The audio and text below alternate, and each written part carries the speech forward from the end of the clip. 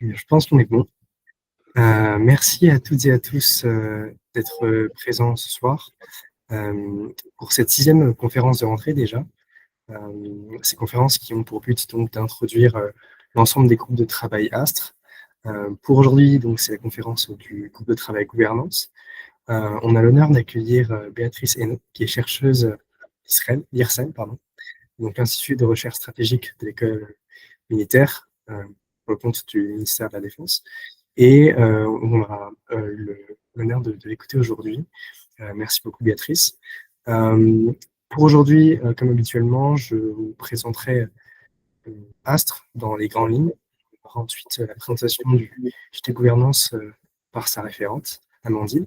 Et on passera ensuite à la conférence de Béatrice, à la suite de laquelle on pourra répondre à vos questions, à la fois sur la conférence et sur le groupe de travail.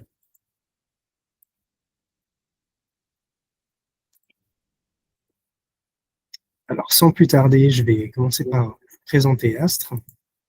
Donc, Astre, c'est une association très très jeune, plus de 2 ans maintenant, et on a vocation à réunir les jeunes du spatial en France, qu'ils soient issus d'une formation qui est liée au spatial ou non, mais l'idée c'est vraiment de réunir des passionnés pour se positionner sur des sujets de stratégie spatiale. On est donc beaucoup chez Astre aujourd'hui, on est un peu plus d'une centaine d'inscrits.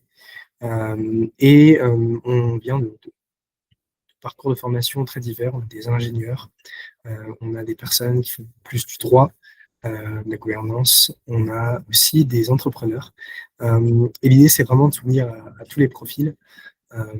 On veut pouvoir aussi faire le lien entre le monde professionnel et le monde académique et pousser au dialogue sur ce volet-là pour pouvoir encourager des carrières dans des facettes du spatial qui sont très diverses et qui sont à l'image des parcours de formation qu'on accueille.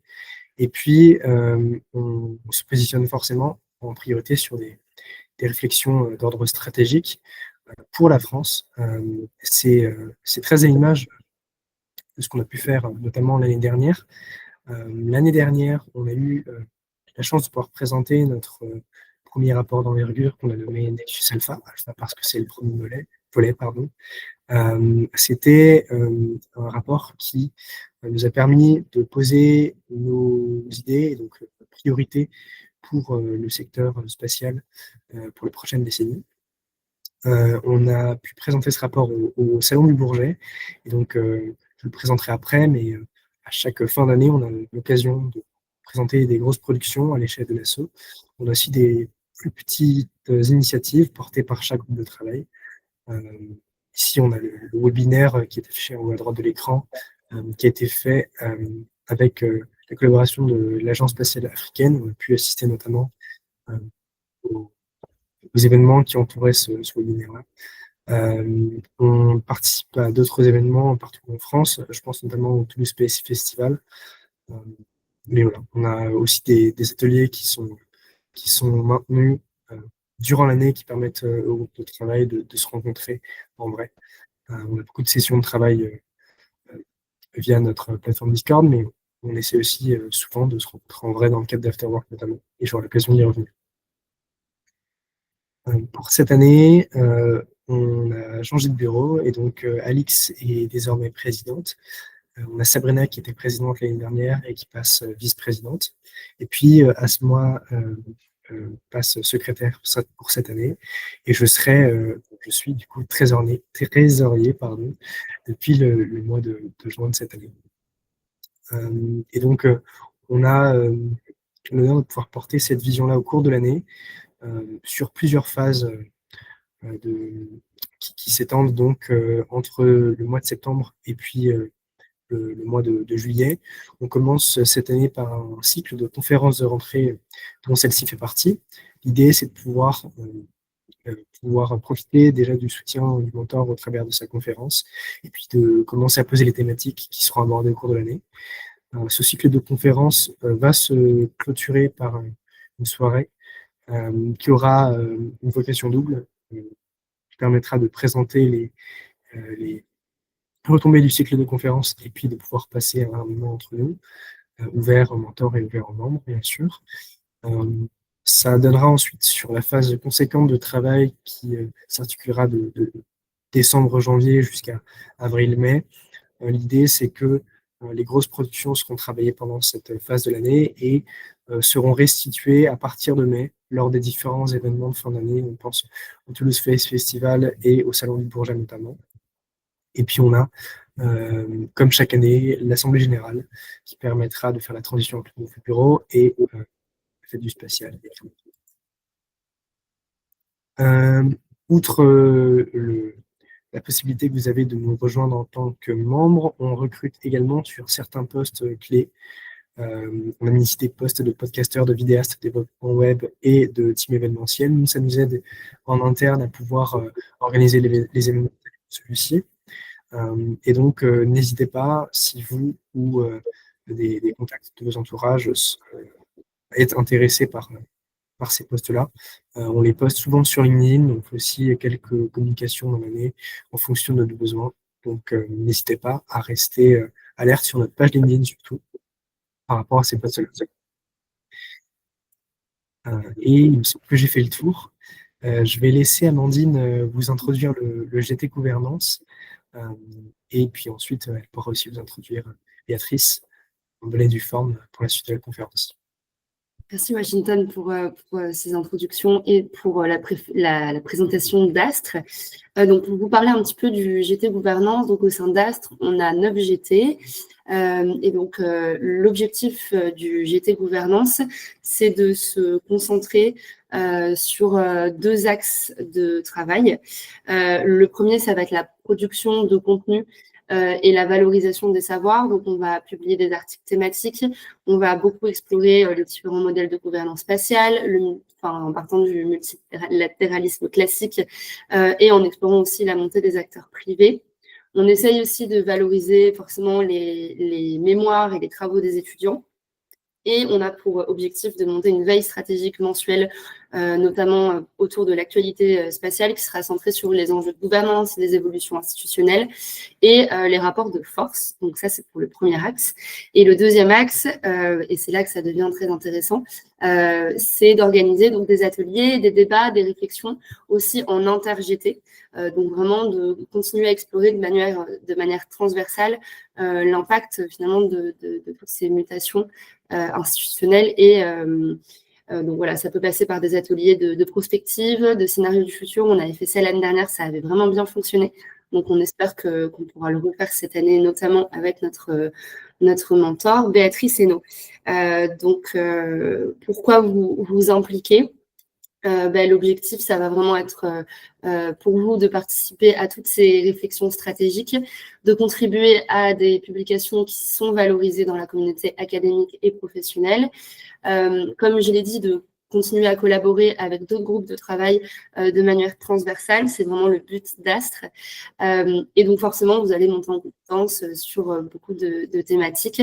On est nombreux au sein d'Astre à avoir trouvé des stages, des alternances, même un travail, parce qu'on s'est investi et que ça emploie de toute façon de s'investir dans une association. Et donc, sans plus tarder, je vais présenter Béatrice Hainaut, qui nous fait l'honneur d'être notre mentor pour cette année, pour le GT Gouvernance. Merci beaucoup, Béatrice. Merci à vous. Bonsoir. Merci beaucoup, bonsoir. Pour vous présenter brièvement, donc on a le plaisir de vous accueillir. Vous êtes chercheuse à l'IRSEM et vous êtes spécialisée sur les questions liées notamment à l'espace extra-atmosphérique et à la sécurité spatiale. Vous êtes docteur en sciences politiques de l'Université Paris 2 Panthéon-Assas et vos travaux portent sur l'émergence et la promotion des normes internationales de comportement dans l'espace, ainsi que notamment le rôle des grandes puissances spatiales dans la gouvernance de cet environnement stratégique. Vous êtes officier de l'armée de l'air et de l'espace au grade de capitaine. Vous avez exercé au sein de plusieurs structures opérationnelles et stratégiques, notamment le Centre de recherche de l'armée de l'air, le Cosmos, qui est chargé de la surveillance des objets spatiaux, ainsi qu'au bureau stratégie de l'état-major et au commandement de l'espace. Vous avez une expertise qui couvre aussi bien la diplomatie spatiale que les enjeux de défense et de sécurité, et notamment avec un regard privilégié sur la coopération internationale et les risques de conflictualité dans l'espace. Vous avez été lauréate du Grand Prix du CSFS en 2016 pour la valorisation de vos travaux doctoraux. Donc aujourd'hui, vous nous faites l'honneur de votre présence et merci beaucoup. Vous allez notamment nous partager votre analyse sur les enjeux de gouvernance dans ce secteur spatial qui est dual, polarisé, où on voit des nouveaux modèles de gouvernance émerger. Je vous laisse la parole. Je ne sais pas si vous souhaitez présenter aussi des slides. Oui, j'avais envoyé un PowerPoint, mais bon, après, voilà. Je ne sais pas. Si vous l'avez, c'est bien. Sinon, Hop, je vais essayer de le présenter tout de suite. je voulais déjà vous remercier de m'avoir invitée pour cette conférence. J'aurais été très contente en tant qu'étudiante de pouvoir avoir ce genre d'association qui n'existait pas parce que, vous l'avez rappelé, j'ai eu un prix en 2016, donc ça commence à dater un petit peu. Voilà, on peut un peu estimer mon âge, mais voilà, c'est vrai que je trouve que c'est vraiment très bien ce genre d'association et la manière dont vous vous organisez, votre gouvernance est aussi intéressante et donc merci pour cette invitation et puis bravo pour tous les travaux que vous menez et que vous allez mener parce qu'apparemment vous allez avoir une année aussi assez dense. Donc voilà. Vous m'avez proposé de parler de la dualité du secteur spatial et de sa gouvernance. Je vais peut-être commencer, hein, même si vous trouvez le PowerPoint en cours de route. J'arrive. Il n'y a pas de souci. Et donc, c'est un sujet où on pourrait passer des heures. Donc, ça a été un peu un défi pour moi de réduire, entre guillemets, à 30 minutes. Donc, je vais essayer de ne pas être trop dense ou soporifique, mais j'ai parfois un peu ce biais-là, ce défaut-là. Donc, je voulais déjà brièvement faire une petite introduction pour un peu définir les termes du sujet, parce que c'est vrai qu'on parle beaucoup de dualité et de gouvernance. On a tous l'impression de savoir exactement de quoi on parle. Et puis, des fois, quand on creuse un petit peu, les gens parlent de choses différentes, même si ça paraît au premier abord évident. Et puis après, je vous proposais d'articuler mon intervention en 3 parties, avec rappeler un petit peu les origines des utilisations de l'espace, historiquement, mais très rapidement, parce qu'en fait, les utilisations de l'espace passé conditionnent l'espace qu'on a aujourd'hui et les difficultés qu'on a aussi à établir une gouvernance des activités spatiales. Hein, c'est aussi l'héritage du passé qui, pour certains aspects, perdure. Dans un deuxième temps, je voulais aborder concrètement qu'est-ce qu'on a aujourd'hui comme institutions de gouvernance, de quoi parle-t-on concrètement quand on parle de gouvernance des activités spatiales aujourd'hui, sur quelle institution cela repose, et puis dans une dernière partie, aussi assez brièvement, voir un petit peu un état actuel des discussions internationales. Hein, vous l'avez parlé, les puissances spatiales, l'opposition, et un peu les positionnements des uns et des autres très rapidement. Donc sur l'introduction, pour moi, je pense que c'est intéressant et en plus, ça vous donne peut-être, pour certains qui écoutent et sont intéressés par ce sujet, des références utiles aussi à aller piocher ensuite pour en savoir plus sur telle ou telle thématique. Si on cherche un peu une définition, là, qui est une définition générale, qui n'est pas propre au spatial de la gouvernance, c'est une définition donc de sciences politiques parce que je suis docteur en sciences politiques, donc voilà, il y a beaucoup de sciences politiques dans mes propos. Donc c'est la définition, c'est l'interaction d'une pluralité d'acteurs gouvernants qui ne sont pas tous étatiques ni même publics en recherche de compromis. Et c'est vrai que cette définition générale s'applique très bien à l'espace puisque la première difficulté finalement du secteur spatial, c'est la diversité de ses acteurs. Alors c'est une richesse, hein, bien sûr, on peut le prendre d'une autre manière, c'est une richesse, mais c'est aussi cette diversité qui peine à faire émerger une gouvernance. Et pour le spatial, bon, vous l'avez rappelé, on a bien sûr d'abord les États, les acteurs étatiques, et puis ensuite, on a pléthore d'acteurs non étatiques. Donc, on pense tout de suite aux acteurs commerciaux, bien sûr, ou privés, mais il y a aussi des associations professionnelles, on a des ONG, des think tanks, les institutions régionales, et aussi, bien sûr, les institutions internationales. Et en fait, tout ce beau monde, entre guillemets, aspire finalement à jouer un rôle dans l'établissement de cette gouvernance. Voilà, parfait. Ça aidera à ne pas perdre les personnes, enfin, pas totalement les perdre. Merci. Et donc, finalement, tous aspirent, tous ces gens-là aspirent à avoir un poids. Alors, les États sont ceux qui ont le plus de pouvoir, mais les autres aussi se battent pour que leurs idées soient dans les instances internationales, par exemple, et que leurs idées fassent leur chemin et soient imposées, entre guillemets, ou en tout cas, on va dire, se diffusent dans différents canaux. Et quand on parle de gouvernance, alors là, la question c'était quelle gouvernance, mais gouvernance de quoi en fait? Alors, gouvernance des activités spatiales. Aujourd'hui, bien sûr, comme vous le savez, la gouvernance des activités spatiales dans son entièreté n'existe pas. Ce serait vraiment la chose idéale, c'est d'avoir finalement une gouvernance à partir du moment où on a un projet spatial, même à partir du moment où quelqu'un a une idée de faire un projet spatial, et puis finalement avoir aussi l'étape de la mise en orbite, de sa vie opérationnelle et aussi de sa fin de vie. Mais malheureusement, une gouvernance idéale de cette manière-là, on ne l'a pas. Mais on a quand même des pans de cette on va dire, durée de vie du projet spatial jusqu'à sa fin de vie, qui sont quand même réglementés, où on a un peu de gouvernance, et on le verra plus dans la deuxième partie. Et la difficulté aussi de la gouvernance, donc on l'a dit, c'est la diversité des acteurs, bien sûr, et c'est aussi, ce qui est dans le titre de cette conférence, c'est la dualité du secteur spatial. La dualité fait que la gouvernance est difficile à devenir, puisqu'on a des acteurs différents aux intérêts très différents parfois. La dualité, ça renvoie aussi ce qu'on nomme le double usage, que l'on peut faire des utilisations de l'espace. Et là aussi, je pense qu'il est intéressant de voir une définition de cette dualité ou de ce double usage. Et pour ça, je vous recommande la lecture du lexique pour la sécurité spatiale de l'UNIDIR. Donc, pour ceux qui ne connaissent pas, l'UNIDIR, c'est l'Institution des Nations Unies pour la recherche sur le désarmement. Et en fait, ils ont fait un lexique qui reprend vraiment plein de termes spatiaux où parfois on entend parler beaucoup, mais on ne sait pas vraiment à quoi ça renvoie. Et dans ce lexique, on a une définition en fait du double usage ou de ce que vous nommez ici la dualité. Donc, le terme double usage est souvent utilisé pour désigner des objets spatiaux qui ont à la fois des fonctions militaires et civiles d'une part, mais aussi des objets qui peuvent être réaffectés pour être utilisés à des fins agressives. Donc, pour eux, il y a deux définitions, entre guillemets, du double usage. C'est des objets spatiaux qui ont à la fois des utilisations militaires et civiles, et aussi des objets spatiaux qui peuvent être réaffectés à des fins agressives.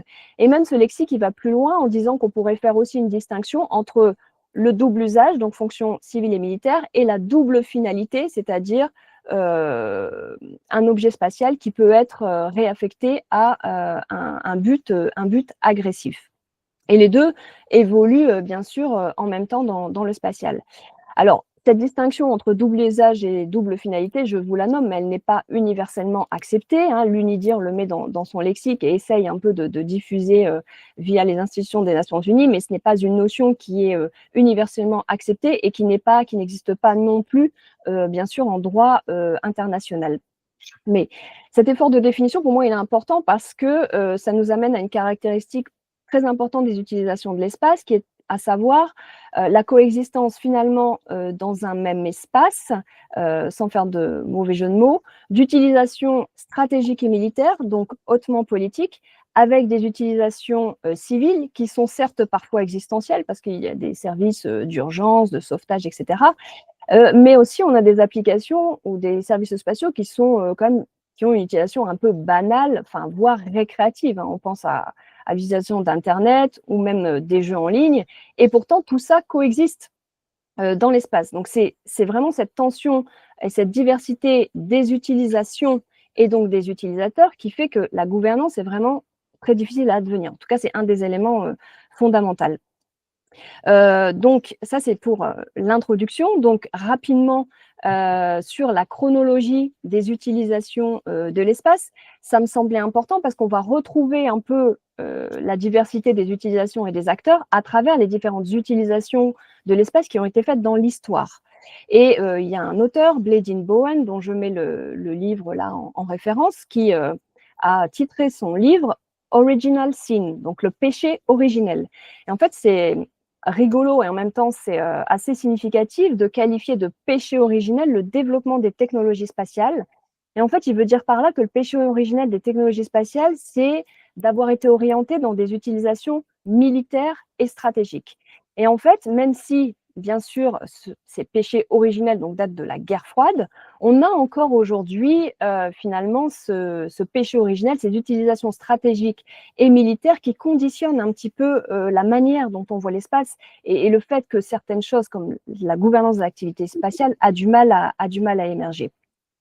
Et donc, en fait, on sait tous que la conquête de l'espace, entre guillemets, date de la guerre froide, notamment depuis que Spoutnik a été mis en orbite le 4 octobre 1957, et que surtout, cette guerre froide a vu s'affronter les États-Unis et l'URSS dans la conquête de l'espace, entre guillemets. On oublie parfois quand même que pendant la guerre froide, il y a aussi d'autres acteurs étatiques qui ont conquis, on va dire, entre guillemets, l'espace, enfin, qui ont pu mettre un objet en orbite de manière totalement autonome, et c'est notamment le cas de la France en 1965. Donc, on va bientôt fêter en novembre les 60 ans de la mise en orbite d'Astérix, mais c'est aussi le cas de la Chine en 1970, le Japon aussi en 1970, l'Inde en 1975 et Israël en 1988. Donc, la guerre froide, parfois, un peu a tendance à invisibiliser d'autres acteurs. Et quand on regarde un peu de plus près ces États, la plupart sont aussi des États qui maîtrisent l'arme nucléaire. Et finalement, ça aussi, c'est une donnée importante pour comprendre aujourd'hui les difficultés de la gouvernance. C'est que les deux ressources, on va dire nucléaire et spatiale, sont vraiment liées très fortement l'une à l'autre et les discussions de l'une peuvent avoir une influence sur les discussions de l'autre. Parce que les technologies entre les deux sont également très proches et les missiles balistiques qui peuvent être au service de la dissuasion notamment sont des vecteurs qui servent tout simplement de lanceur aussi, de lanceur spatial. Donc le lanceur finalement est un peu le prolongement de la technologie des missiles balistiques intercontinentaux. Et c'est pour ça que finalement, quand il y a eu la mise en orbite de Spoutnik en 1957, l'émoi un peu suscité outre-Atlantique, c'était pas tant, un petit peu, mais c'était pas tant que l'URSS arrive la première à mettre un satellite artificiel en orbite, c'était surtout la prise de conscience que les soviétiques maîtrisaient les missiles balistiques intercontinentaux et ça voulait dire que les soviétiques étaient capables de pouvoir toucher avec un missile donc le territoire américain et que ce missile pouvait être aussi à charge nucléaire. Donc ça, je pense que c'est une chose assez importante. Et revenir un peu à cette histoire, ça permet de donner un peu des clés de compréhension aussi pour comprendre un peu mieux aujourd'hui les différentes difficultés afférentes à la gouvernance. Pendant la guerre froide aussi, le corpus juridique spatial, qui organise d'une certaine manière la gouvernance des activités spatiales, était élaboré aussi pendant la guerre froide. Donc aujourd'hui, on a aussi cet héritage. On a quelques mises à jour, entre guillemets, mais en tant que tel, le corpus juridique a été élaboré pendant la guerre froide. Et ça a aussi une influence très forte. Et aujourd'hui, le fait nucléaire occupe toujours une place centrale, peut-être encore plus depuis quelques années, depuis 2022. On voit bien que la grammaire nucléaire revient et donc le couplage, ce qu'on appelle le nexus en anglais entre le nucléaire et l'espace, revient aussi sur le devant de la scène et on voit que les discussions, notamment au niveau international, sur la sécurité des activités spatiales, lient toujours la dissuasion à ce sujet-là. Et ça, c'est vraiment important aussi de le comprendre et de le prendre en compte. Donc, tout cet héritage finalement de la guerre froide, qu'en est-il quand la guerre froide est terminée en 1991? On va voir qu'on va avoir d'autres utilisations, donc des utilisations opératives et tactiques. Pendant la guerre du Golfe, on a utilisé l'espace sur le champ de bataille, notamment avec les GPS, l'observation, etc. C'était les débuts, mais vraiment ce sont les plus premières utilisations où on intègre les services spatiaux, on va dire, au champ de bataille et aux militaires.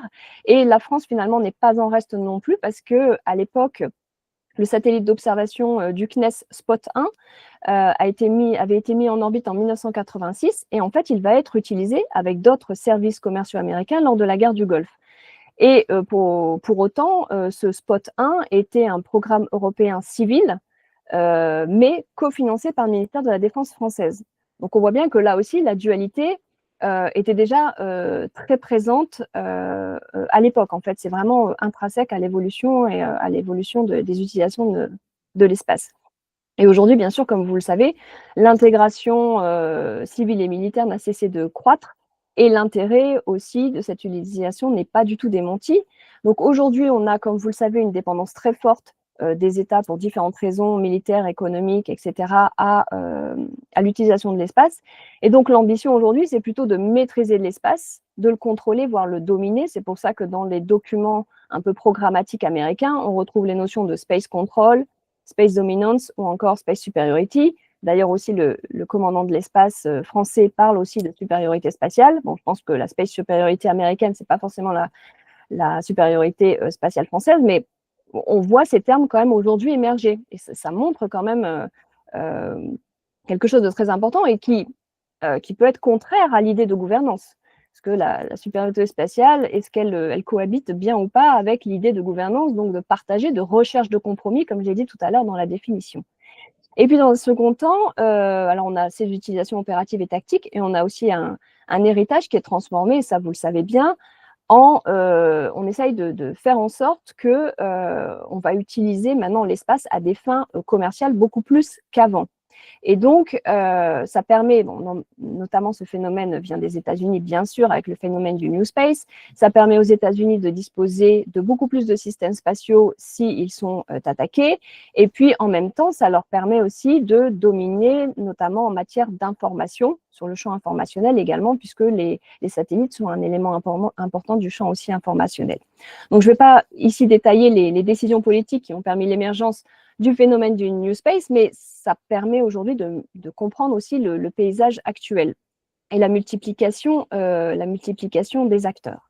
Donc, j'ai essayé de démontrer en fait dans cette partie que les utilisations de l'espace sont depuis le début civiles et militaires, mais il est vrai qu'aujourd'hui, le phénomène nous apparaît quand même beaucoup plus visible et plus massif encore, parce qu'on a un nombre d'acteurs commerciaux qui sont beaucoup plus importants que par le passé, qui sont financés par la puissance publique, donc par l'État, pour faire du New Space. Pas seulement aux États-Unis, on a le même phénomène en France.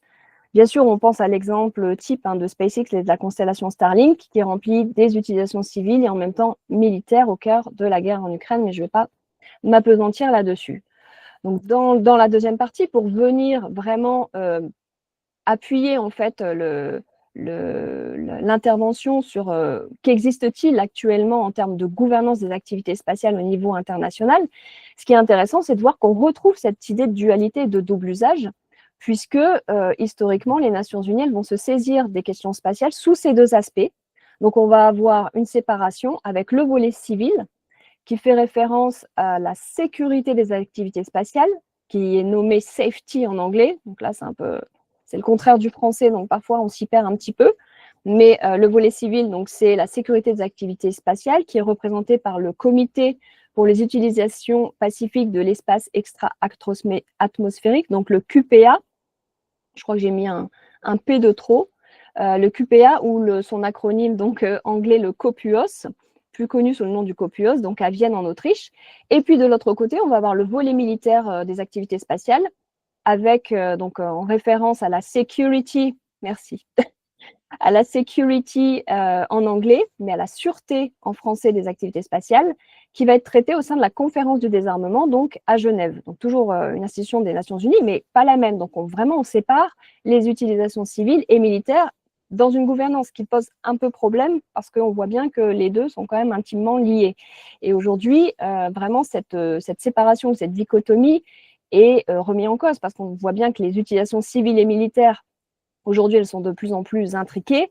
Et puis aussi parce que la conférence du désarmement, elle ne traite pas que de la question du sujet spatial. Le sujet spatial, c'est un sujet parmi d'autres. La conférence du désarmement, c'est très large, c'est le désarmement en général. Et en fait, le fonctionnement de la conférence du désarmement fait que si une discussion bloque dans un de ses sujets de prédilection, dans une de ses prérogatives, ça bloque un peu l'ensemble de ces sujets. Donc, la conférence du désarmement, elle a un peu bloqué depuis une vingtaine d'années, on va dire.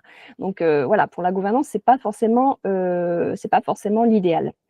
Ce qui est intéressant avec le COPUOS, pour revenir à lui, c'est que il maintient à jour le registre des objets lancés dans l'espace en vertu de la Convention sur l'immatriculation des objets lancés dans l'espace extra-atmosphérique des années 70. Donc, en fait, normalement, les objets spatiaux doivent être immatriculés comme les voitures sur Terre. Donc, la plupart des États se conforment à cette obligation. Et c'est important parce que si on veut établir une certaine gouvernance, en immatriculant en fait les objets spatiaux, on distribue les responsabilités. Donc, on peut dire que tel satellite appartient à un tel État, et donc s'il y a un souci, la responsabilité internationale est engagée, et c'est la responsabilité internationale de cet État-là qui est engagée. Et je pense que c'est quand même un prélude important à l'établissement d'une gouvernance, d'établir aussi des responsabilités, les responsabilités des uns et des autres dans le spatial. Alors, au sein du COPUOS, logiquement, la problématique des menaces spatiales n'est pas abordée, pardon. On va aborder un peu les problèmes finalement des activités spatiales par le truchement des débris. Donc, on ne peut pas directement parler d'armes ou de menaces, puisque ça, c'est plutôt à la conférence du désarmement. Donc, on va parler de débris, de risques d'incidents en orbite ou d'interférences. C'est de cette manière-là, en fait, c'est un peu artificiel, mais c'est la seule manière de pouvoir aborder avec les États les différentes questions.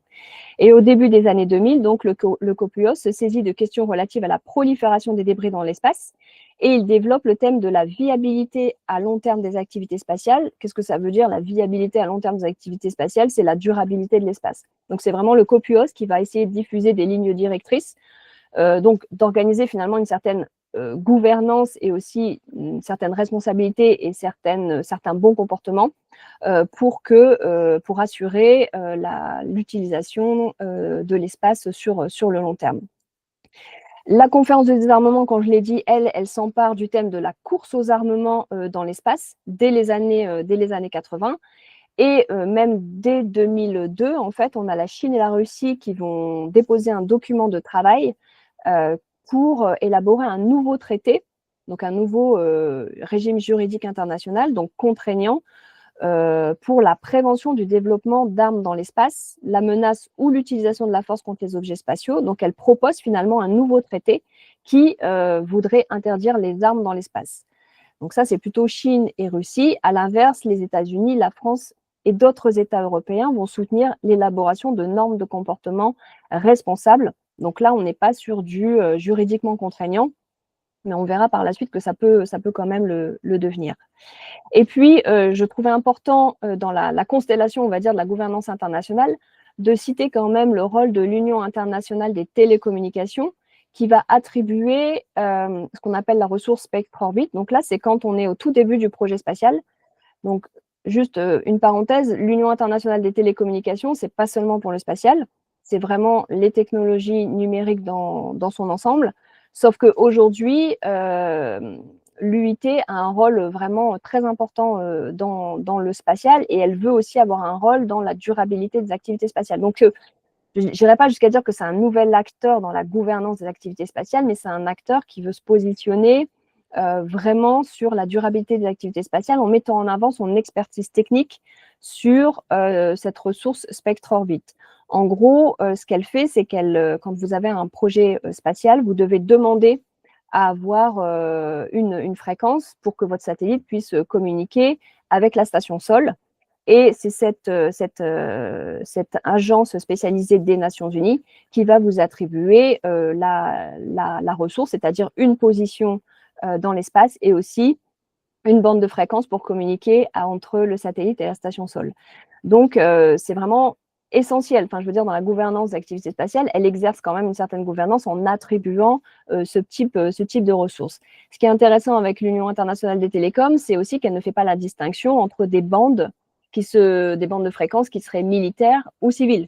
Les bandes de fréquences, c'est une ressource entre guillemets naturelle, donc naturellement, il n'y a pas de distinction. Et elle attribue ces bandes de fréquences sans se soucier du fait que ce soit des utilisations militaires ou civiles.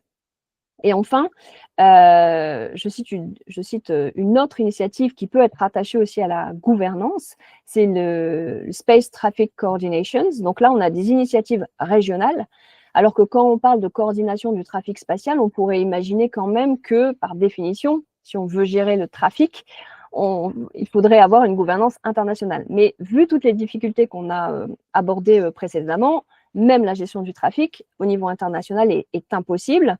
Les premières volontés de gérer le trafic datent des années 2000, avec la croissance du nombre de satellites en orbite. Aujourd'hui, on en a 13 000 qui sont opérationnels. Mais les premières réflexions datent des années 2000 et les premières initiatives viennent de l'Union européenne et des États-Unis. Donc, on va avoir finalement des efforts qui vont être mis en place pour essayer de gérer le trafic spatial, mais bon, gérer un petit bout parce que ça reste des initiatives régionales. Donc, pour l'Union européenne, le Space Traffic Coordination, ça englobe les moyens et les règles permettant d'accéder à l'espace extra-atmosphérique, de mener des activités et d'en revenir de manière sûre, durable et sécurisée. Donc là, on a un peu finalement la définition de la gouvernance des activités spatiales par le truchement finalement de la gestion du trafic spatial. Aux États-Unis, c'est le département du commerce qui a la responsabilité de développer un système de coordination du trafic spatial. Ça s'appelle TRAX, Traffic Coordination System for Space.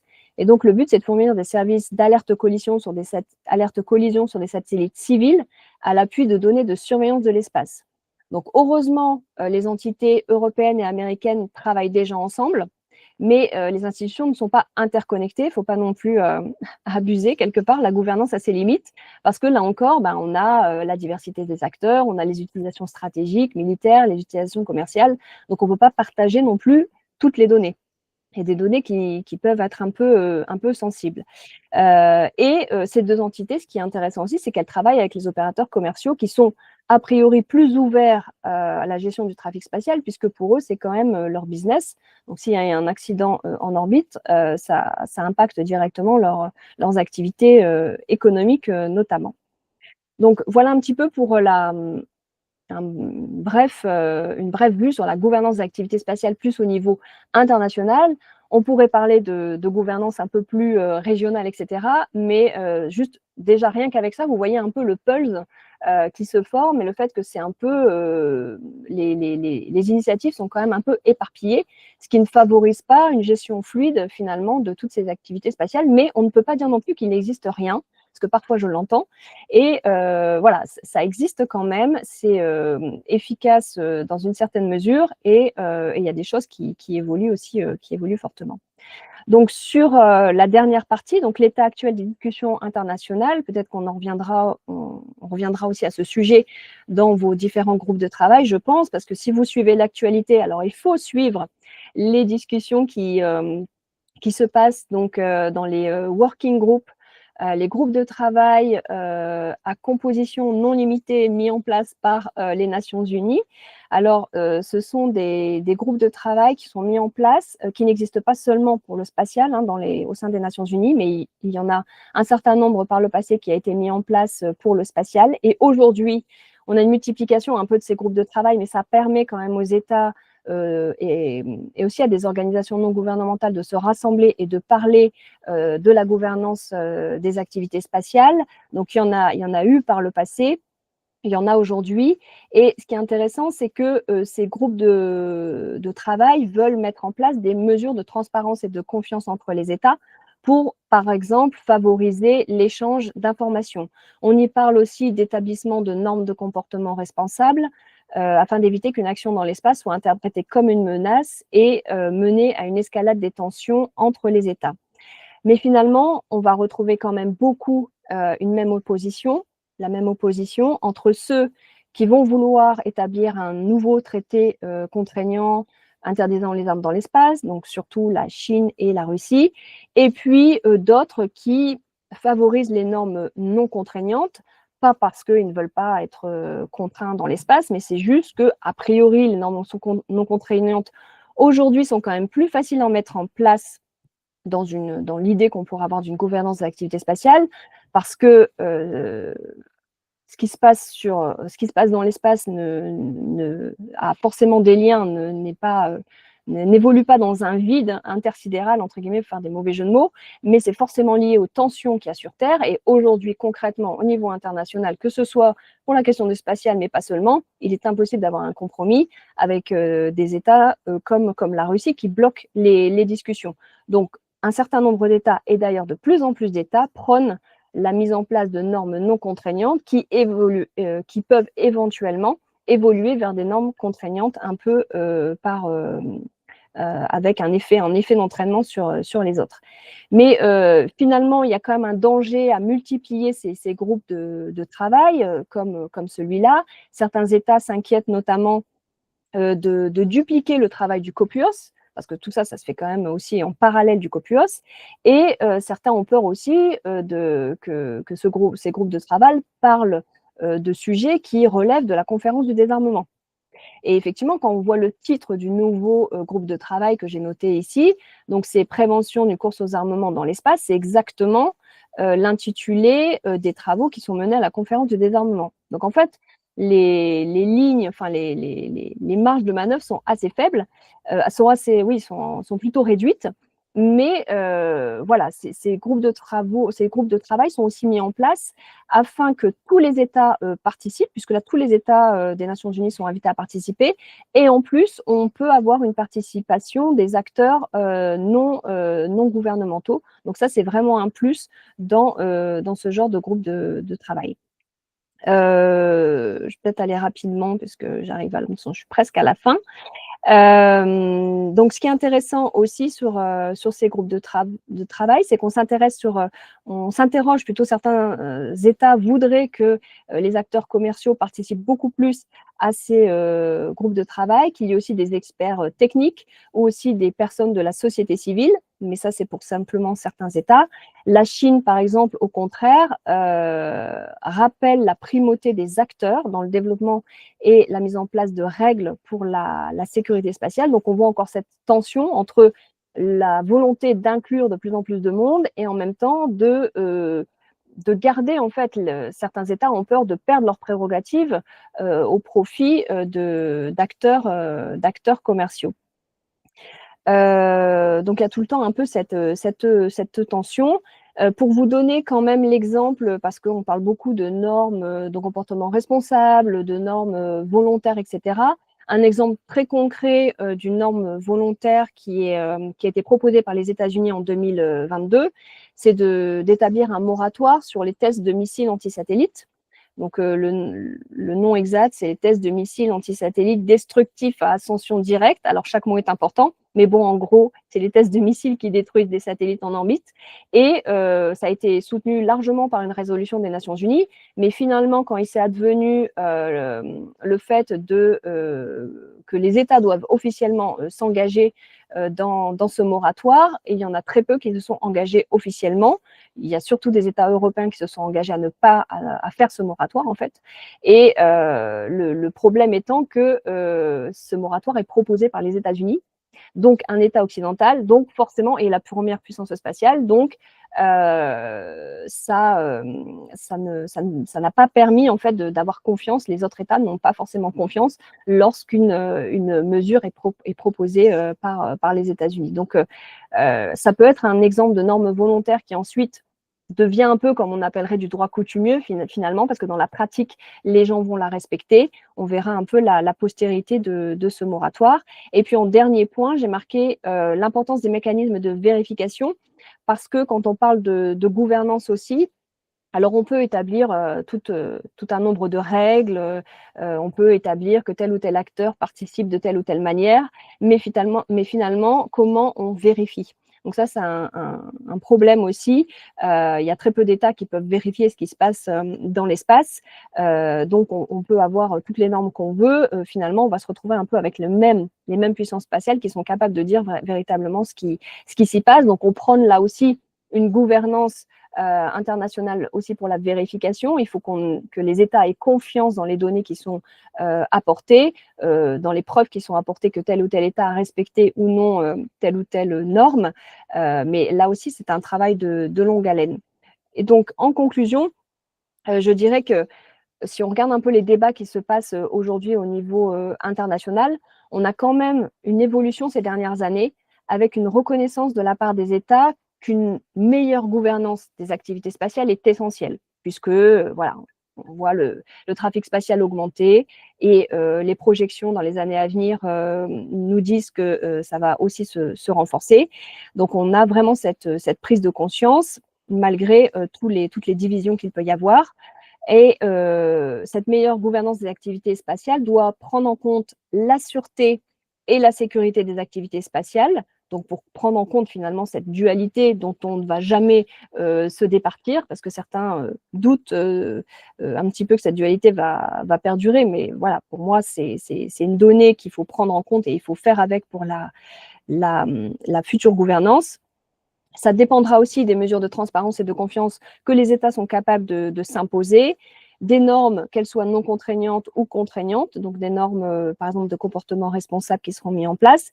Mais ça dépendra aussi de la volonté des États de partager des capacités opérationnelles pour pouvoir échanger des données, les échanges d'informations également et la possibilité d'établir un mécanisme de vérification pour que les États puissent ensemble décider finalement d'un non-respect de telle ou telle norme. Donc voilà, la conclusion est plutôt positive, même s'il y a encore énormément de travail sur la gouvernance des activités spatiales. J'espère que je n'ai pas été trop longue et trop obscure. Je vous remercie beaucoup de votre attention et s'il y a des questions, maintenant ou plus tard, je peux les prendre. Voilà, merci. Merci à vous. C'était très clair. D'accord. Je ne sais pas si vous avez des questions, c'est le moment.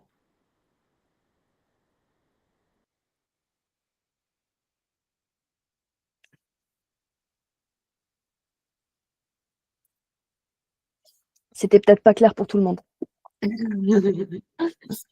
Sinon, moi, j'avais préparé quelques questions. On a Sully qui a levé la main. Allez-y. Bonjour, je commence. Merci Amandine et Washington. Et merci beaucoup Béatrice pour cette discussion. J'ai beaucoup aimé que vous évoquiez avec autant d'importance le nucléaire. Selon votre perception, de quoi est-ce que la France devrait se doter pour pouvoir contribuer à être une véritable puissance dans le domaine du nucléaire spatial en termes d'harmonisation stratégique, je dirais? Qu'est-ce qui nous manquerait? Puisque les deux secteurs sont quand même assez séparés, sauf dans certaines niches. Quel serait votre conseil pour structurer et renforcer ce secteur? Effectivement, merci pour votre question. Il y a vraiment ces deux cultures très différentes et pourtant on a une intrication des équipes, hein, même à l'époque, qui travaillaient sur la conception des missiles, même encore aujourd'hui, hein, les ingénieurs qui peuvent travailler dans le secteur nucléaire et après qui travaillent dans le secteur spatial. Donc il y a une porosité des deux environnements et pourtant quand même on a une culture très forte qui est assez différente l'une envers l'autre. Donc il peut y avoir cette navigation de certains professionnels ou de certains ingénieurs, mais ça ne se fait pas à tous les États. Alors après, quand vous parlez de ce que la France aurait besoin. Alors, c'est difficile parce que voilà, je ne suis pas non plus experte en nucléaire spatial. Et puis, il y a différents aspects. Je sais qu'aujourd'hui, on parle beaucoup aussi de l'utilisation de la propulsion nucléaire. Donc ça, je pense savoir que c'est quand même en cours le fait d'avoir beaucoup plus d'échanges et de pouvoir en fait mettre en œuvre l'énergie nucléaire au sein de certains systèmes spatiaux. Donc il y a Framatome qui a maintenant une filiale, on va dire, espace. Donc il y a quand même des évolutions. Ensuite, moi, quand je parlais aussi de forts liens entre les deux, c'est aussi parce que il y a beaucoup de systèmes spatiaux, alors peut-être moins pour le cas français, et encore, qui sont liés à la crédibilité de la dissuasion spatiale. Donc, c'est peut-être plus vrai pour les États-Unis, qui ont déjà un système très développé et très maillé d'alerte avancée que nous n'avons pas aujourd'hui, que leur C2, Command and Control, est donc très dépendant des systèmes spatiaux quand il s'agit de leur dissuasion. Et ce dont ils ont horriblement peur, c'est justement d'avoir une fausse interprétation d'une menace sur un satellite qui est utilisé, qui est critique dans leur architecture de dissuasion, et donc d'hésiter finalement à, entre guillemets, appuyer sur le bouton rouge. Enfin, j'en rigole, c'est pas drôle du tout, mais vaut mieux le prendre de cette manière-là. Et donc, en fait, voilà, pour eux, c'est très important. Nous, bien sûr, on a aussi des composantes essentielles comme les satellites de communication pour la dissuasion nucléaire, mais on n'a pas encore, en tout cas, cette couverture au niveau des satellites d'avancée. Alors, peut-être que, voilà, si on cherche un domaine qui pourtant, on a eu un démonstrateur il y a plusieurs années, Spiral, qui a fait ses preuves, mais on ne s'est pas doté véritablement d'un système d'alerte avancée. Peut-être que ce serait un élément constitutif. Et puis, on en parle aujourd'hui, enfin voilà, avec aussi l'annonce du Golden Dome des États-Unis. Il pourrait y avoir un pilier européen, entre guillemets, qui serait composé aussi de cette alerte avancée. Donc, voilà, je ne sais pas si exactement ça répond à votre question, parce qu'il y a plusieurs aspects dans la dissuasion. Et je ne dis pas qu'il faut forcément le faire, parce que je pense qu'il faut quand même faire des études d'impact, etc., coût-bénéfice. Mais c'est vrai que là, on a une dépendance, puisqu'on dépend des informations provenant des États-Unis pour tout ce qui est détection de tirs de missiles balistiques. Et donc, si on voudrait être indépendant dans ce domaine-là, il faudrait le développer. Mais je ne suis pas sûre que… voilà, on a plein de priorités et le budget n'est pas extensible non plus. Très bien, merci beaucoup. Et au moment où vous évoquiez voilà, ce besoin d'indépendance, quand on regarde au niveau de l'Union européenne, il y a des volontés d'investissement, de plus en plus d'investissement aux États-Unis, avec les dernières annonces qu'on a eues. Par exemple, dans le secteur de l'énergie. Dans le spatial, qu'est-ce que ça donne? Et est-ce que c'est quelque chose qui existe ou qu'on peut envisager pour des investissements sur ces technologies duales franco-américaines? Et quel serait le process dans ce cadre-là au niveau des méthodes de validation et d'autorisation pour que ce genre de projet vienne au jour? Alors, vous parlez toujours de projets relatifs à la défense antimissile ou ce genre de choses? Ou ça peut être dans le spatial. Oui, ça peut être. Je pense spécifiquement à des projets nucléaires spatiaux. Je travaille sur un projet de nucléaire spatial dans un groupe de travail avec la NASA, et j'essaie de mettre une part de France le plus possible. Donc voilà, je suis vraiment intéressé de votre avis stratégique. Je comprends mieux. Donc en fait, ça concerne quel type de projet concrètement? Ce sera peut-être plus sur lequel vous travaillez. C'est surtout des projets, c'est nucléaire spatial, surtout lié à Fission Surface Power. Donc c'est pour construire d'installations énergétiques d'énergie au pôle sud de la Lune. Voilà, il y a une demande du directeur de la NASA en août, et donc voilà, je travaille sur un groupe de projets dans ce sens-là. Et je sais qu'en fait la France a un intérêt à y participer. Et Orano, par exemple, fournit déjà des isotopes radioactifs pour ce genre de solution.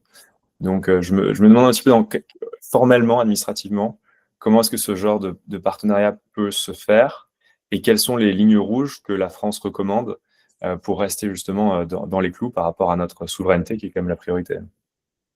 Oui, je pense que c'est une question intéressante. Après, j'imagine que ce genre de projet sera abordé, puisque vous parlez de la NASA, donc sera interagence.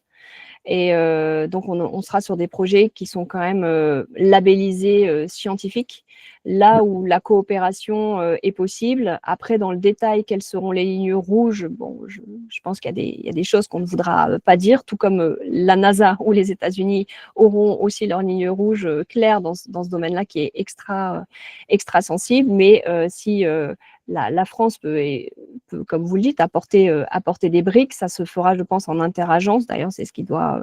Il peut y avoir aussi déjà des discussions. J'avoue que j'ai pas la picture là-dessus.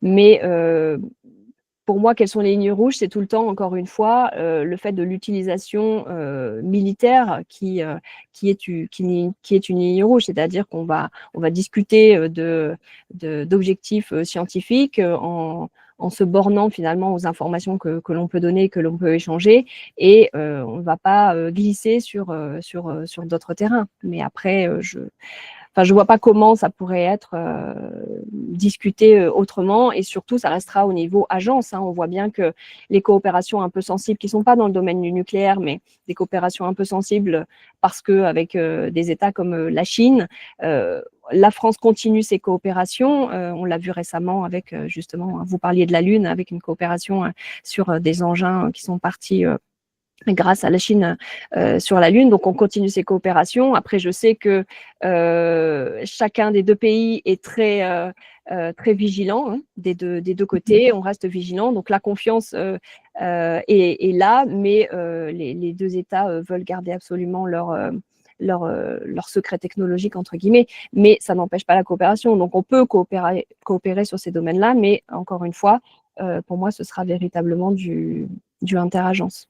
Interagence et scientifique. Et même pas dans le cadre de l'OTAN, il n'y a pas de vision d'extension sur ce qui est militaire. Ça restera sûrement uniquement scientifique, interagence.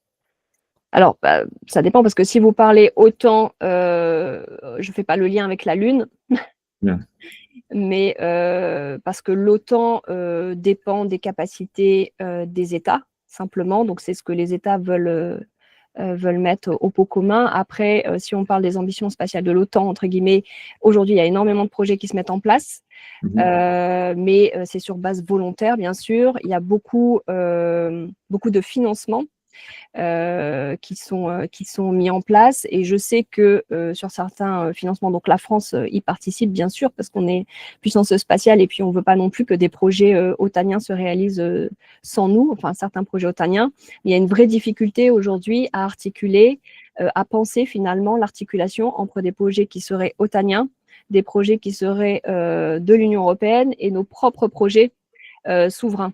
Aujourd'hui, il y a quand même, parce qu'on parle par exemple de systèmes d'observation, alors là, je vais très loin, c'est plus exactement le nucléaire, mais des systèmes d'observation, des programmes qui sont annoncés par l'Union européenne, des programmes aussi qui sont annoncés par l'OTAN, de se doter d'une constellation, et puis en même temps, nous, on a nos propres programmes souverains comme CSO, même si on les fait en partenariat, etc., mais on les porte principalement, c'est nous qui les portons, et donc, de manière très réalistes, les arbitrages financiers ou même en termes de ressources humaines sont très difficiles à faire. Et aujourd'hui, on voit bien sûr une multiplication des initiatives à différents niveaux, sauf que certains États, et notamment des États qui sont en difficulté économique quand même, parce que voilà, la France et le Royaume-Uni ont quelques difficultés en interne.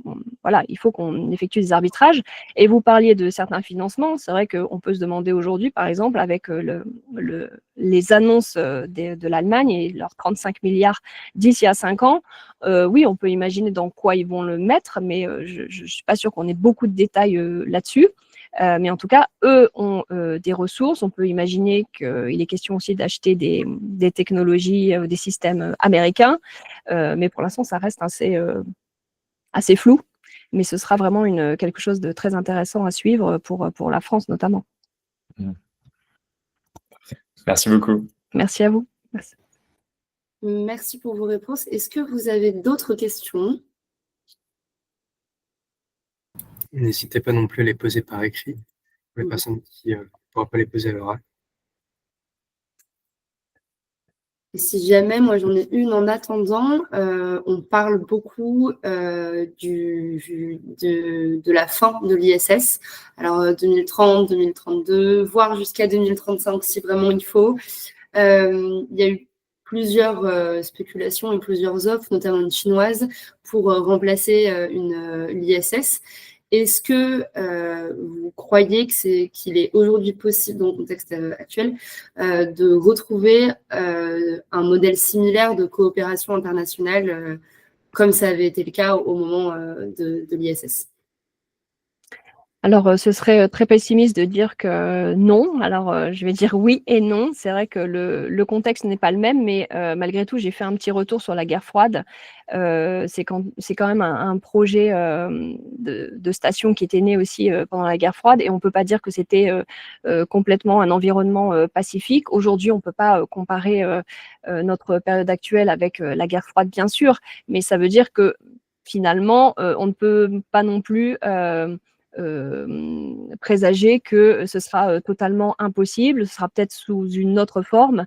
Alors là, il y a effectivement la fin de l'ISS. Après, c'est vrai que l'ISS, bon, il y avait ce beau projet, mais en même temps, les modules étaient quand même assez indépendants les uns des autres. Ça reste que, bien sûr, ils devaient forcément cohabiter et coopérer un minimum, et c'est ce qui nous reste de la coopération, notamment avec la Russie. Donc, c'est bien sûr un bel exemple.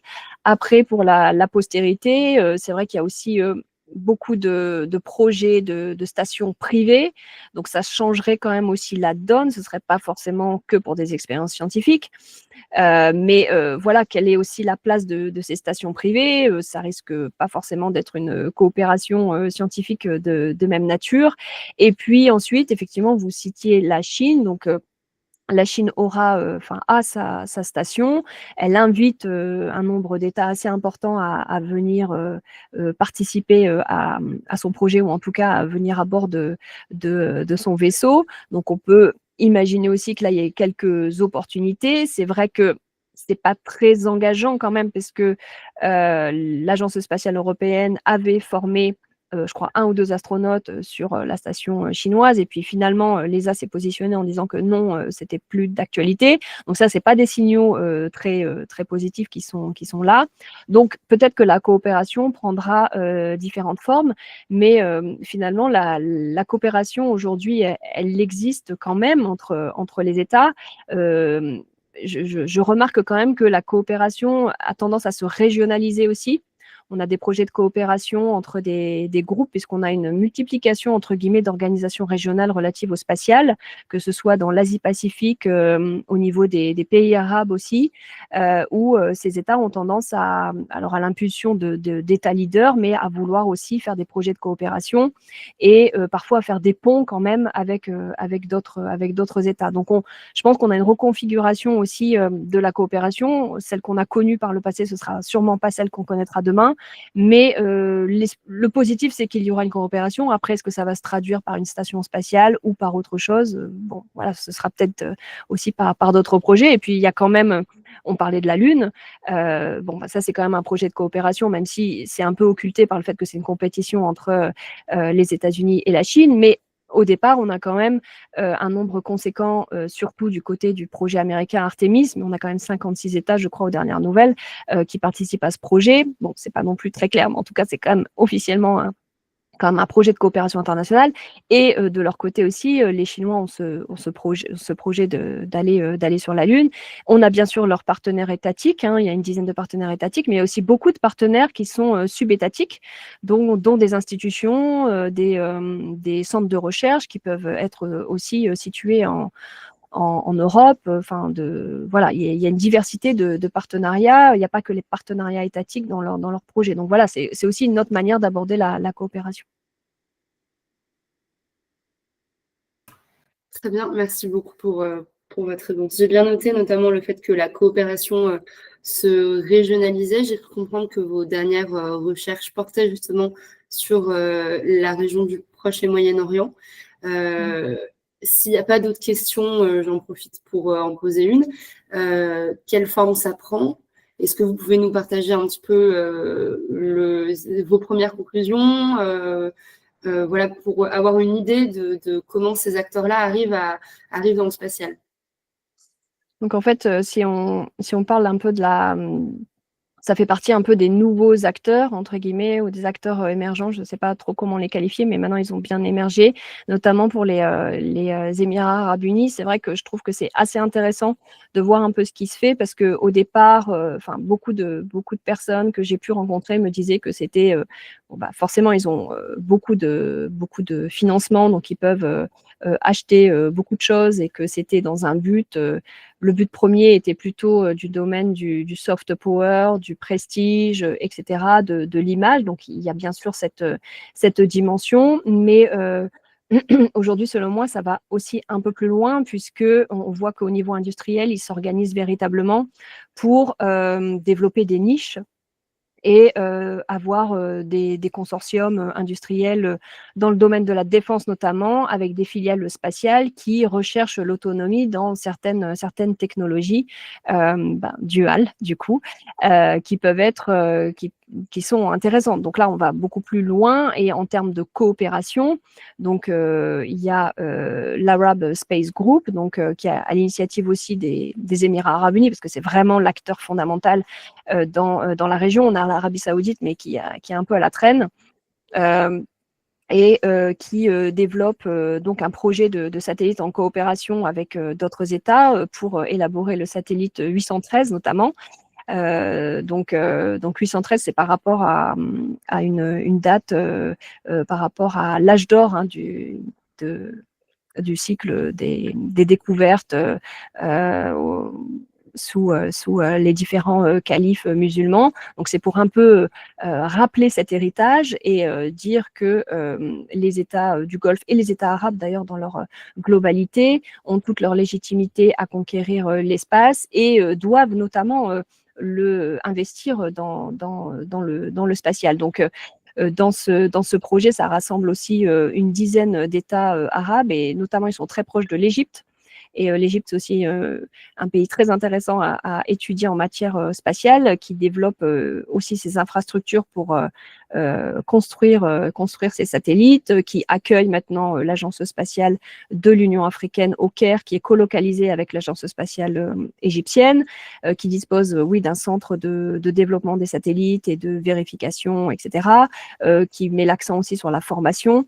Donc, il y a vraiment une dynamique de leur part, qui est impulsée par les Émirats Arabes Unis et qui s'étend dans certains pays.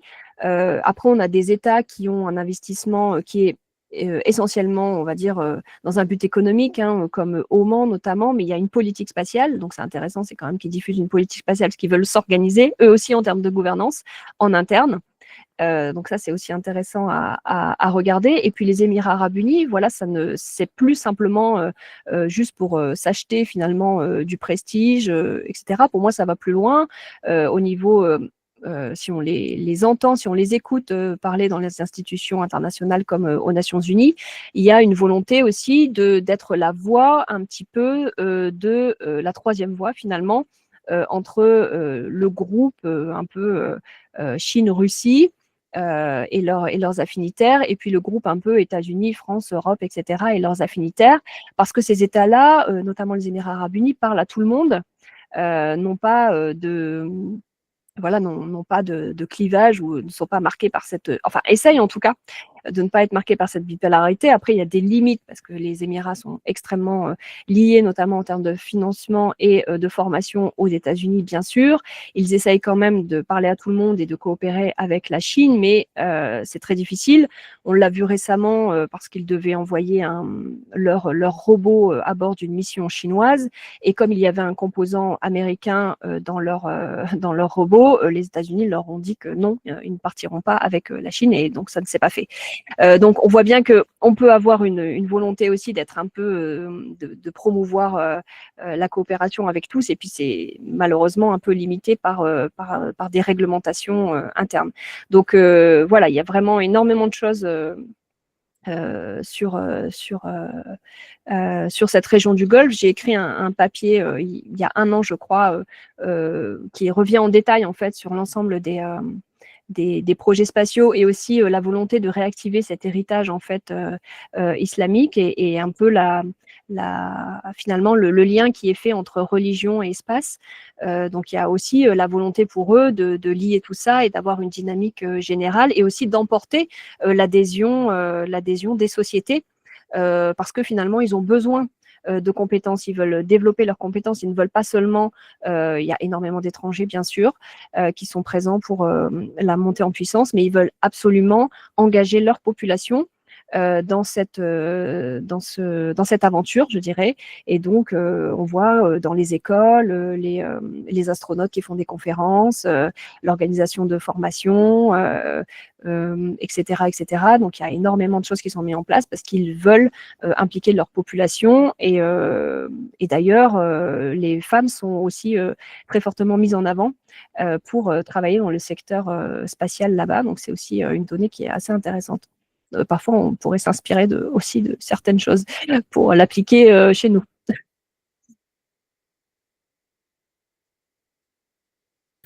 Complètement.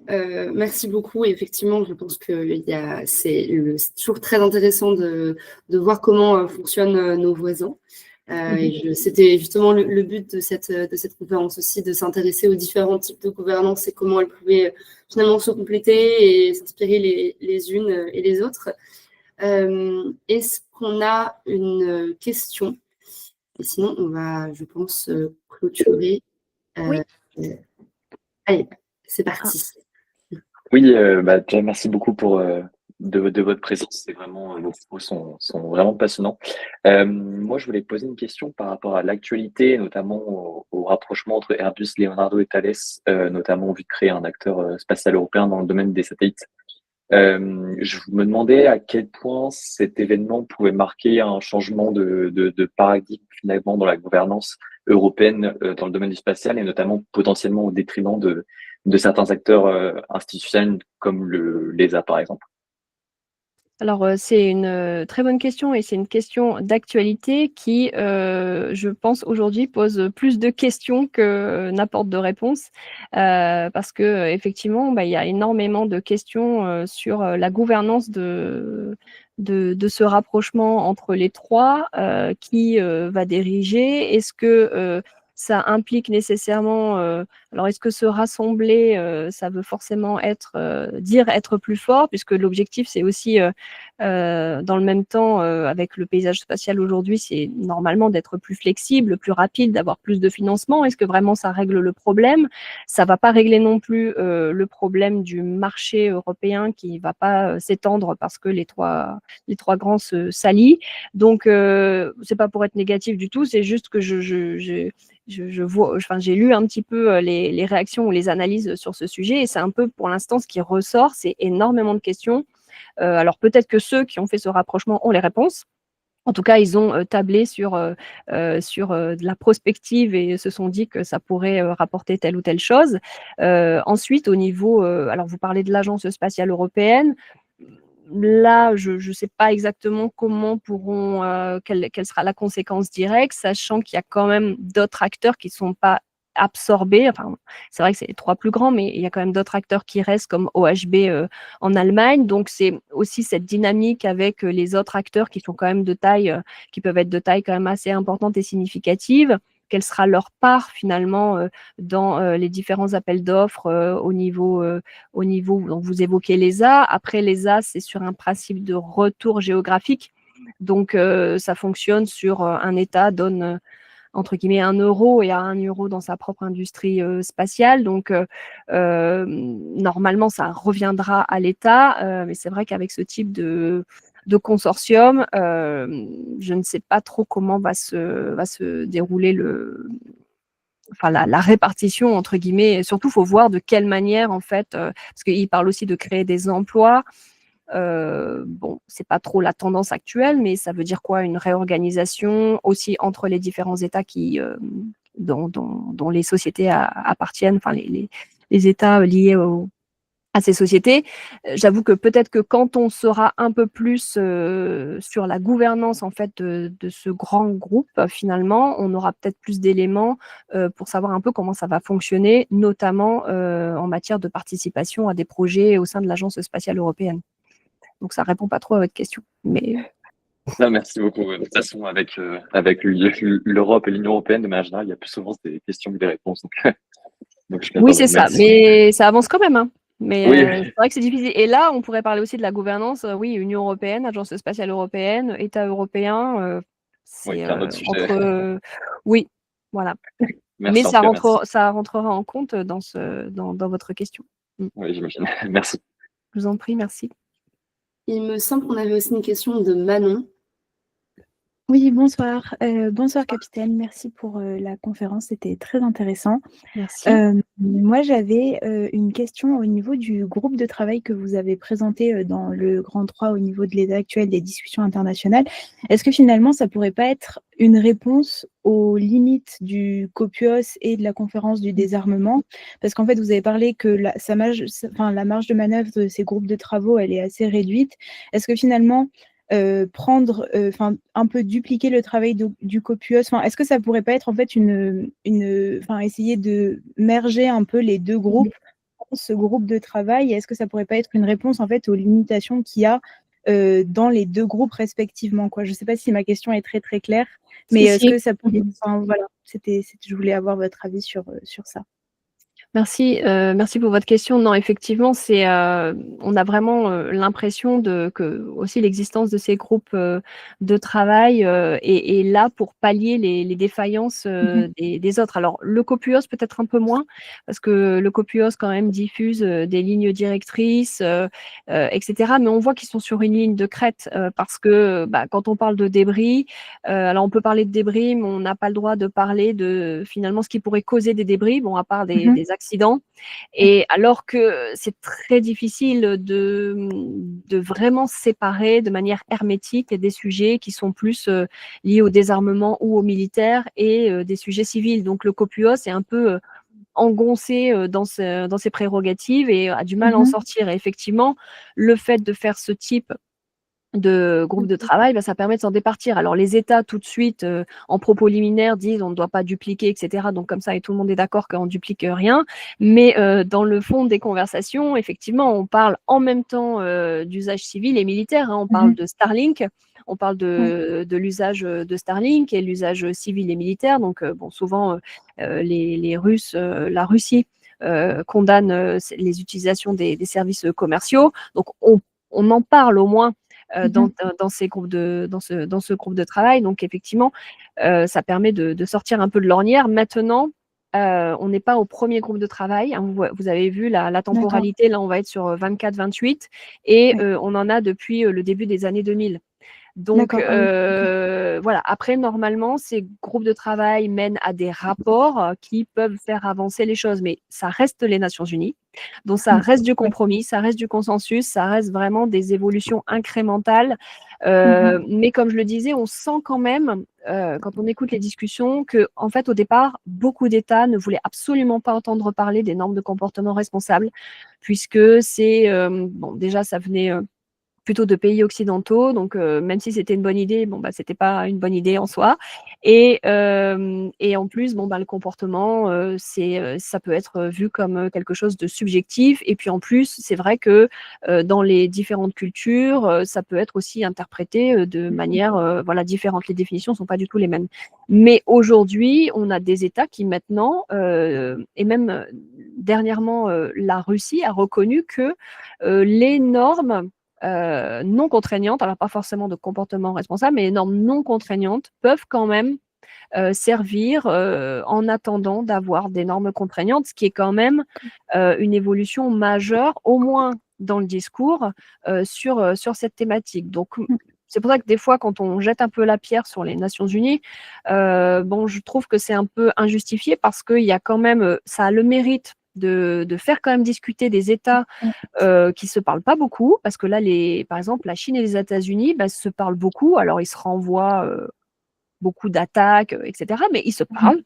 Donc, c'est vrai que c'est quand même une vertu, la communication. La diplomatie spatiale a vraiment un rôle, selon moi, même si on regarde sur une temporalité très courte, on a l'impression que ça n'avance pas, et c'est vrai que c'est pas non plus mirobolant, mais en tout cas, on voit quand même des évolutions et des inflexions, et surtout un nombre d'États de plus en plus nombreux, même des, entre guillemets, pas pour être péjoratif, des petits États qui se prononcent, qui osent parler, parce que voilà, ils sont impliqués, de plus en plus d'États ont un satellite, ou en tout cas ils sont utilisateurs, ils dépendent quand même de l'espace, et ils osent en fait discuter au niveau international. Donc ce type de groupe de travail a vraiment cette vertu-là aussi, de faire parler ces acteurs-là et un peu de décloisonner, comme vous dites, les conversations pour pas à chaque fois avoir peur de parler d'un truc qui ne rentre pas dans le cadre de la déclaration d'intention du COPUOS ou etc. Ok, merci beaucoup. Merci à vous. Merci.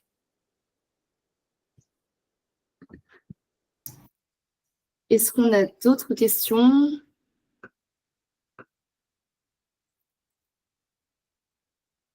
Bon, et ben, je crois qu'il nous reste à vous remercier à Merci tous à pour votre vous. présence et en particulier à vous, Béatrice Hainaut. Merci d'être notre mentor pour cette année. Les prochaines étapes, nous, on va clôturer notre cycle de conférences. Je vais peut-être laisser Washington en parler juste après. Il nous en reste encore 3 sur les autres groupes de travail d'Astre. Donc, on va clôturer ça d'ici fin novembre, début décembre. Ensuite, on pourra officiellement commencer à lancer tous les travaux, les ateliers. Et l'objectif, c'est que ce soit les membres, en partenariat évidemment avec le mentor, qui décident aussi des sujets sur lesquels ils ont envie de travailler. Ça va forcément découler de ce qu'on aura mentionné dans les conférences. Le but, c'est qu'il y ait une continuité logique. Mais donc voilà, je laisse Washington reprendre la suite et encore merci à tous pour votre présence. Merci. Merci Amandine. Et merci Béatrice encore une fois. Je tiens juste à rappeler 2-3 détails. N'hésitez pas du coup à nous suivre sur LinkedIn et aussi sur Instagram pour rester au courant de nos actualités. On avait par exemple à l'occasion du Bourget fait une interview avec Claudie Ignoré qui est disponible sur la page LinkedIn. On vous tient au courant aussi sur le calendrier des cycles de conférences. Et puis on a quelques autres événements, notamment un concours d'illustration qui a été ouvert à la suite de la conférence du GT International notamment. Et puis, si vous voulez nous rejoindre, vous pouvez scanner le QR code de l'écran, je vais encore le laisser pendant quelques minutes, ou rejoindre la communauté WhatsApp pour rester au courant de nos afterworks et autres événements programmés, ce qui vous permettra de rester au courant de ce qu'on fait sur Paris, sur Toulouse et en région. Donc voilà, n'hésitez pas. Et on va pouvoir clôturer la conférence ici. Merci à toutes et à tous d'avoir été présents aujourd'hui. Je vous souhaite une bonne soirée. Merci beaucoup, à bientôt. Merci, à bientôt. Merci à vous, bonne soirée. Bonne soirée. Merci beaucoup, bonne soirée.